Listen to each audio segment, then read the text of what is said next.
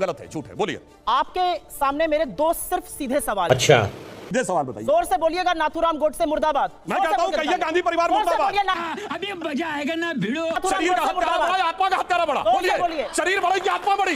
बोलिए, गांधी राष्ट्रपिता एक व्यक्ति के लिए नहीं है, उस विचार के लिए। बोलिए, मैं भी तैयार हूं। बोलिए, चिल्लाइए मत। बोलिए ना। अरे जोर से आपने बोलने का, आप करे चिल्लाइए। अब मेरा बोलने का टर्न है। ये है आरएसएस की सोच और ये है नाथूराम गोडसे के वंशज। क्या बोला तूने? जो आज भी गांधी को क्षण क्षण मारते हैं। ये कालीचरण से कम नहीं है। इस देश के सांसद हैं, इस पर मुझे दुख होता है। दुख है इस बात का कि इस देश के प्रधानमंत्री को वैधता गांधी से मिलती है, शीश गांधी के आगे झुकाना पड़ता है और यहां गांधी पर सवाल उठ रहा है। आपने सही कहा, गांधी के अंतिम शब्द हे राम थे, लेकिन अगर हम सच थे कि झूठ मत बोलिए। अरे राम समाधि में लिखा सच है, झूठ मत बोलिए। बाकी आगे बोलिए। देखिए, बोल नहीं पा रही है कि गांधी की समाधि में लिखा सच है। इस देश में सबसे बड़ा श्री राम का उपासक महात्मा गांधी थे, जिन्होंने आत्मसात किया राम राज्य को, जिन्होंने बोला दैहिक दैविक भौतिक तापा राम राज्य नहीं कहूं यहाँ। आप मुझे एक बात बताइए, उसको मारने वाले के मुर्दाबाद कहने में, कि गोस्वामी तुलसीदास ने बोला, उसको मारने वाले के साथ आप क्यों खड़े हैं? कुछ भी मैंने कहा आत्मसात किया, सुना करिए, कान में मैल है क्या, साफ कराइए जाकर। आत्मसात करने को बोला, उसके हत्यारे के साथ आप खड़े हैं और वही काम कर रहे हैं जो गोडसे ने किया गांधी को। आज भी आप क्षण क्षण मांगते हैं, एक सांसद होने के बावजूद आप गांधी के राष्ट्रपिता की उपाधि पर सवाल उठाते हैं। आपसे, आपकी पार्टी को, और मैं चैलेंज करती हूं, प्रधानमंत्री को सवाल पूछना चाहिए। अब मैं चैलेंज करता हूं, सुनिए, गांधी जी के बात पे पूछ रहे हैं। बहुत लंबा, सुनिए मेरी बात सुनिए। रुको जरा, सबर करो। गांधी जी को कितनी सिक्योरिटी दी गई थी, पूछिए। उससे पहले 13 दिन पहले गांधी जी पे फेंका गया था और जिसको लेकर बाबा की गिरफ्तारी हुई, जिसने कहा कि नाथूराम गोडसे मेरे गुरु हैं और उनको छोड़ दिया गया। बोलिए, कितनी सिक्योरिटी दी गई थी? सुधांशु, गांधी को कितनी गोलियां लगी थी? बोलिए, उनका काउंटर फिर आपके पास में। बोलिए, गांधी जी को कितनी गोलियां लगी थी? बोलिए, से मुर्दाबाद कहने की औकात नहीं है क्यों नहीं करवाया गया? असलियत यही है, आत्मा में। अरे बोलो ना, गांधी परिवार मुर्दाबाद बोलो। आपसे पूछती हूँ कि राम को झूठा कहने वाले मुर्दाबाद। सुधांशु जी, जवाब सुन लेते फिर मैं आपके पास आ रहा हूं। गांधी के बारे में बोलने का आपका कद नहीं है। एक और नाम लेती हूँ। अच्छा, हमको सिखा दिया है। प्रदीप कुरुलकर का नाम सुना है? कद है। अरे वो दीदी और दीदी ना करिए, जो प्रधानमंत्री करके आए। सभ्यता थोड़ी शालीनता रखिए, भैया से बात कर रहे हैं। तो मैं तो सिर्फ कह रहा हूं, सिक्योरिटी कितनी थी बता दीजिए ना। आपसे मैं सवाल, सिक्योरिटी कितनी थी बताइए ना गांधी जी। कुरुलकर नाम का एक आदमी आरएसएस का डीआरडीओ का डेटा पाकिस्तान को बेचता हुआ पिछले हफ्ते पाया गया। काहे चुप है चरण चुंबक? क्यों नहीं बोलते हैं सांसद? क्यों चुप है गृहमंत्री? पाया गया बताओ ना। रक्षा मंत्री, कहां पाया गया? मैं पूछना चाहती हूँ, एक शो दिखा आपको टीवी चैनल पर, मैं आपसे पूछती हूँ। पूरा आवाज को भी लपेट लिया, पूरी तरह से साइलेंट।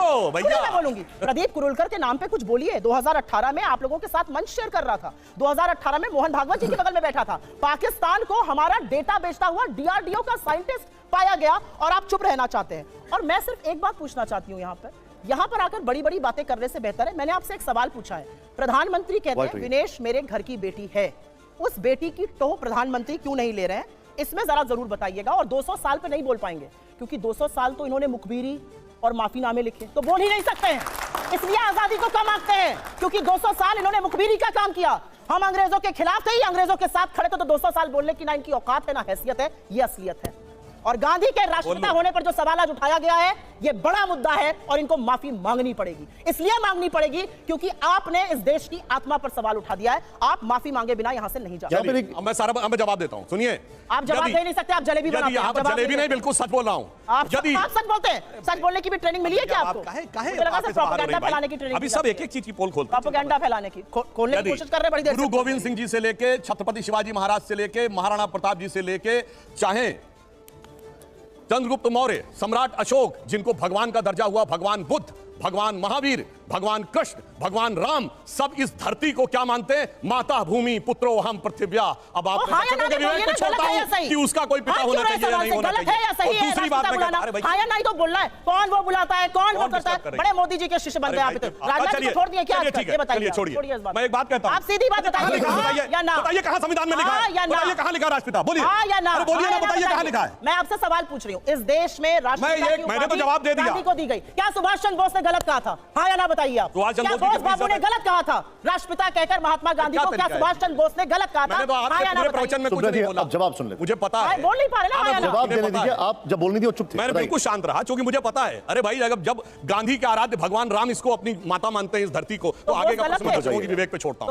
अब दूसरी बात मैं कहना चाहता हूं, अरे बोस बाबू कितना सही माना आप जानते हैं। बोस बाबू की एक फोटो बताइए, कभी कांग्रेस के अधिवेशन में देखा तो आप बताइए। कभी बोलिएगा, कभी नहीं दिखाई पड़ता। क्या तरीका है, बीच में डिस्टर्ब कर रही। आप बताते हैं मुखबिरी एक कांग्रेस कब बनी थी? 1885। संस्थापक कौन था? एलन ऑक्टेवियम ह्यूम, ब्रिटिश सरकार का सेक्रेटरी।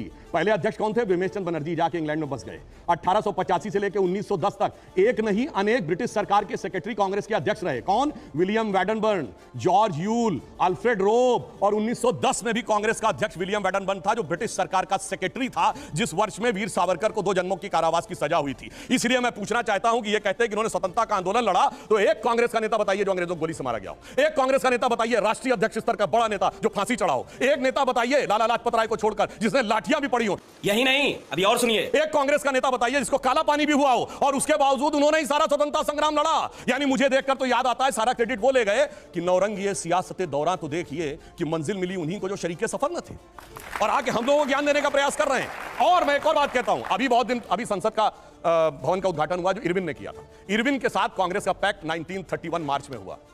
मार्च 1931 से 15 अगस्त 47 तक केवल 1942 का भारत छोड़ो आंदोलन, जो 2 महीने में अंग्रेजों ने सप्रेस कर दिया था, कुचल दिया था।